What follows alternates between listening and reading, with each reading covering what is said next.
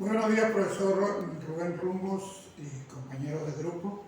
Soy Rubén Mireles. Hoy me corresponde exponer sobre lo que es el origen y fuente del derecho internacional privado.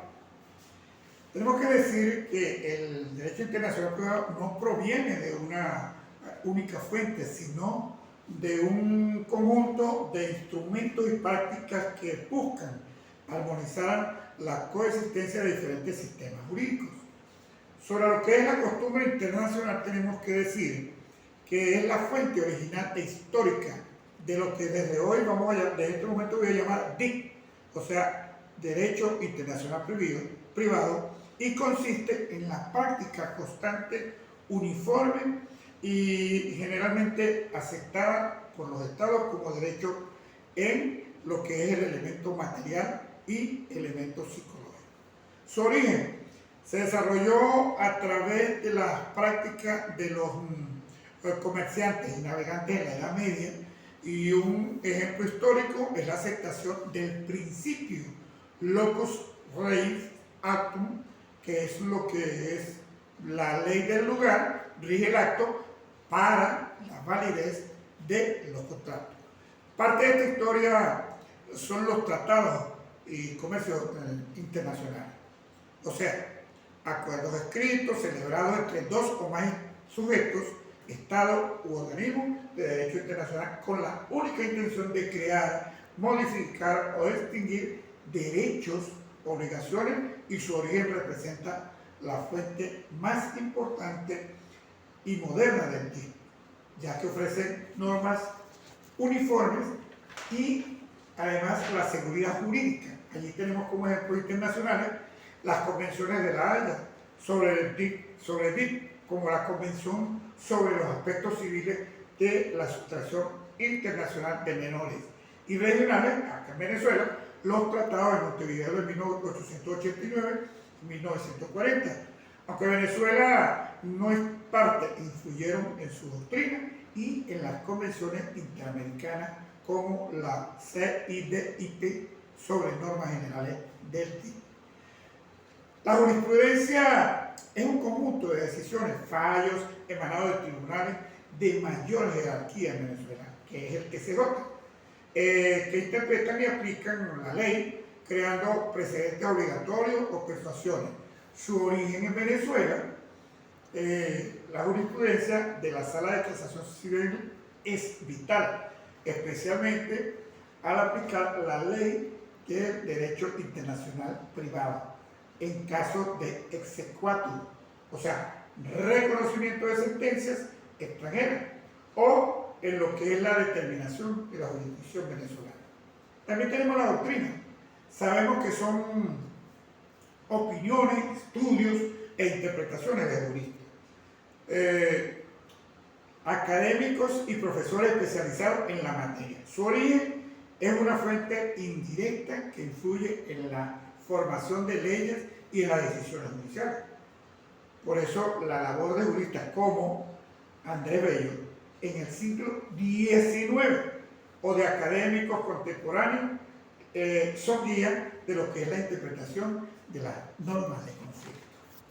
Nosotros tenemos entonces lo que es la legislación interna, o sea, las leyes nacionales, que son las leyes que son aprobadas por el Poder Legislativo de cada estado, que regulan los conflictos de leyes.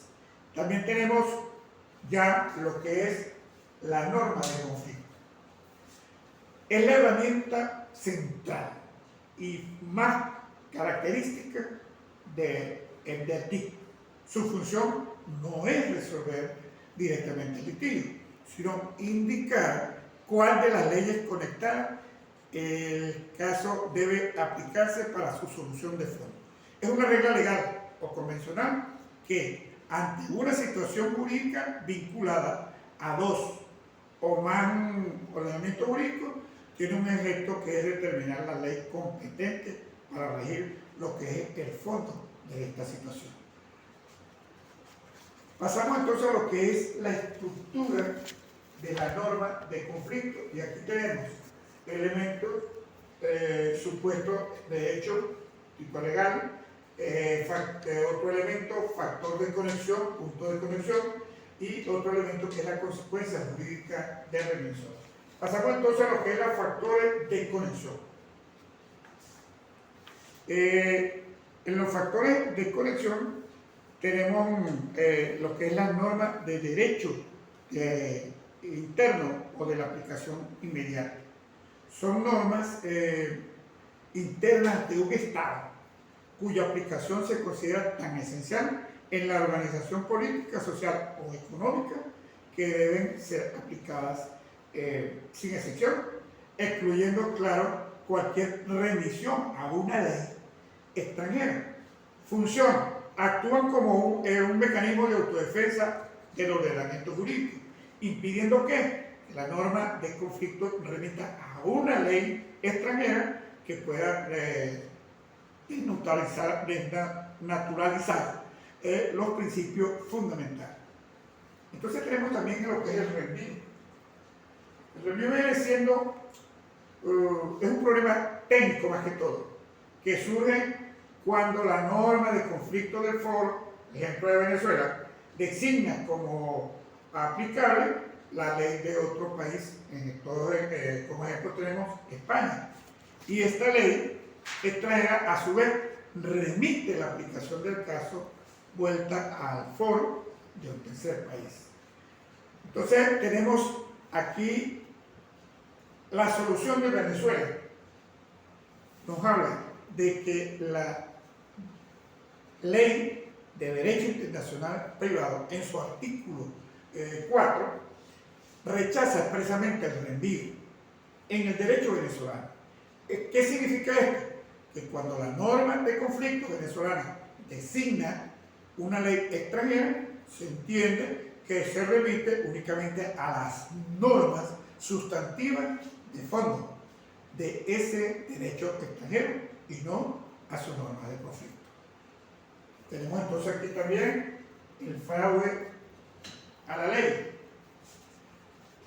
Consiste en una acción de las partes que con el objetivo de evadir la aplicación de una ley imperativa y coactiva del foro o de un tercer país, modifican fraudulentamente el factor de conexión. ¿Qué significa eso? Que cambian la nacionalidad o el domicilio para someter su afiliación a una ley extranjera más favorable. En Venezuela, el artículo 15 de la ley de IP establece que los actos realizados en fraude a la ley imperativa venezolana no producirán efecto alguno en la República. El acto se someterá a la ley que habría sido competente de no mediar el fraude. Tenemos como último punto la aplicación al derecho, en todo caso su calificación.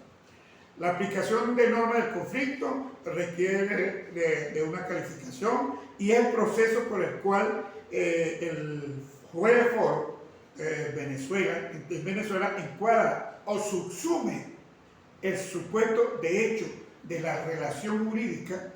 Entre ellos tenemos el ejemplo de matrimonio, divorcio, testamento, dentro de la categoría jurídica establecida en la norma del conflicto venezolano. Por último, tenemos también la regla fundamental. Artículo 5 de la Ley de Derecho Internacional Privado.